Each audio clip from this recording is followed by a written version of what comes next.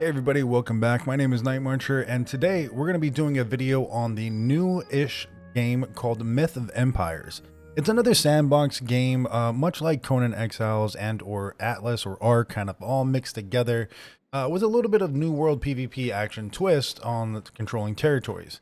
Now, everybody who is familiar with sandbox MMOs, much like this one or survival games, knows that there's a lot of crafting involved, and a lot of times you have to craft certain materials in the very beginning of the game as a part of the tutorial to progress through. So one of the ones that I've noticed that I wanted to take a quick second and help you guys out with is this spinning wheel task. A lot of people are saying that this one is glitched and they're not getting the experience or completing the task because it's glitched. And I just want to show you a really simple way to fix that. And it's not anything you're doing wrong. It's just not that intuitive right now. So when you put down a spinning wheel in the beginning, it's going to tell you to actually craft a couple of materials. It's going to be linen. Going to want you to craft linen, and even if you put low quality flax and bark in here and you craft a linen, it's not going to give you credit for the task. Now, it's not that you're doing it wrong. It's just that you started it wrong. What you want to do, rather than just pressing E and going into the crafting queue, is you want to hold E and go to the use spin wheel function right here. This one, spinning wheel use. You want to start it and get on the spinning wheel basically, and it's going to open up the queue. You can start one, but what you notice when you press escape is that you're actually spinning the wheel rather than before.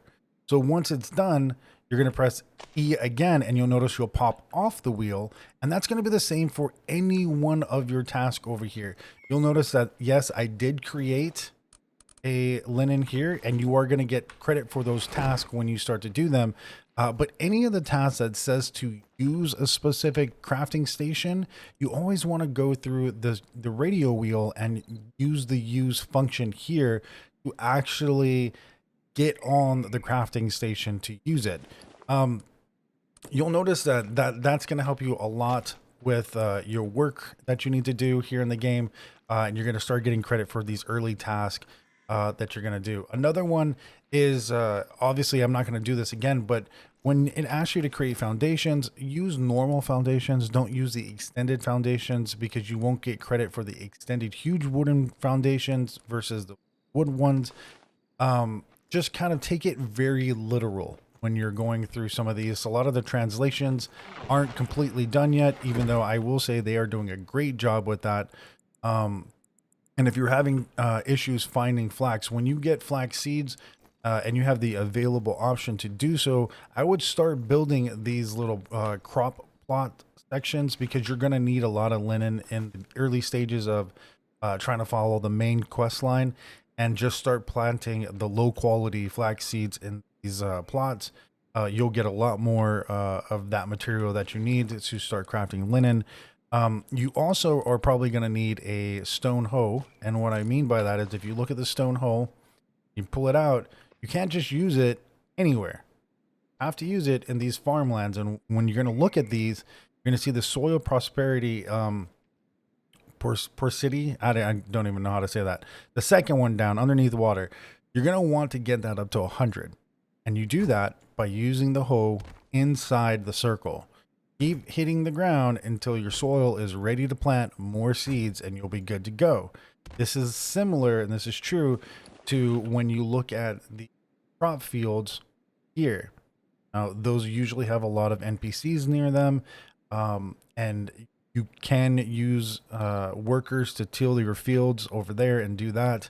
But if you want a place to grow more higher advanced crops, that's where you're going to want to go for it. Okay. So another thing that I wanted to talk to you guys about is legit feeding your horse. Okay. A lot of people will tame a horse and go through all that trouble of breaking in and everything, and they lose a horse because they think they can just sit it outside and not feed it and it'd be here later on. You need to feed your horse, and the easiest way to do that is with some low quality common course fodder. All you got to do is make a little bit of this and actually put it into your horse's inventory, much like I have here, and they will eat it when they get hungry. and you can keep your horse as long as you want. Some people have stables. I have a stable made, but that requires you to actually have a worker on the stable to manage your horses, even if you're breeding them or anything like that. What you want to do is come over here and bring it near the stable. And if you had a worker on this stable, you could either mate them, you could recover them, all this kind of stuff, but you will have to have a worker on that that section. Other than that, one other thing that I did want to point out and make a lot of people's lives easier in the very beginning of this game is making your stews or your soups. The Keen Sight soup is going to help you very early in the game, finding things that you typically would have a rather hard time finding if your graphics are turned up and you have foliage on the ground and all this stuff, right? So if I really want to find mining rocks, especially copper in the beginning, because I do recommend everybody find a place that has copper on the regular, so that way when you're starting out on this game, life is just a little bit easier. You're not having to run back and forth if you don't have a horse, because running on foot sucks. But what you want to do is you want to actually use these soups just like that. And what you'll notice is these rocks pop up, these little icons pop up. And if you are in the right place, depending on your level of skill, you're going to start seeing other things like paws and trees and such, right? Like if you have the right level soup, this is going to help you see exactly where the nodes are. Right here is a copper node that I can get to start just farming up the resources that I need. Depending on what you want, if you want tier 2, tier 3, you're going to have to level up into your skills so that you can get the higher end soup recipes and everything, and they're going to start to show you that higher tier resources that you want to collect. So make sure that you guys are using those soups to the best of your ability and make your life a little bit easier for gathering things. Other than that, guys, that is just a couple of things that when I started off in this game, I really had a little bit of difficulty kind of figuring out, like, why can't I find copper? Why can't, you know, I find flax to do certain things? Just start looking at your skills, and it's going to help you out a ton. If you're looking to hunt animals for bone, what I recommend is actually hunting things like boars that typically have, or deer that typically have antlers or tusk.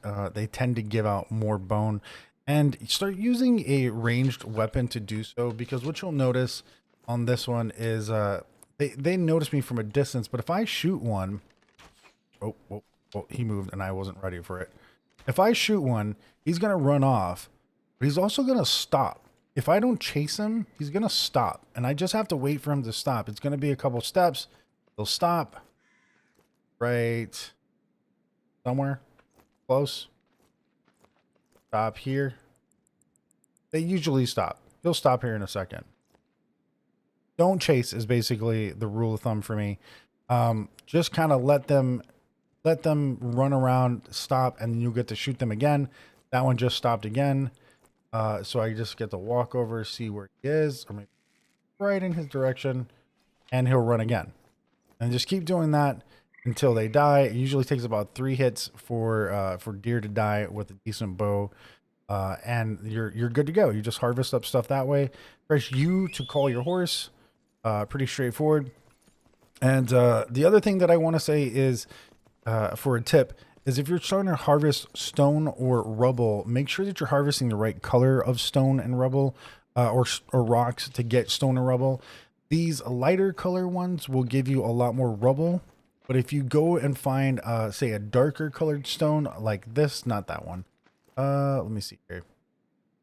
A darker colored stone, like these darker colored stones like this right here. That one and this one, it'll be a lot more stone. Stone, sand.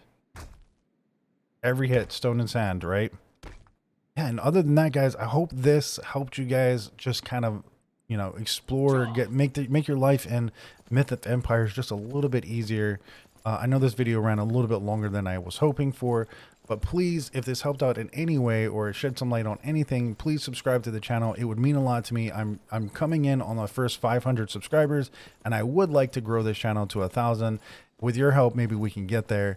I plan to put out more content on these types of games, so please take a look at those when they come out, and I hope to see you at the next video. Take care.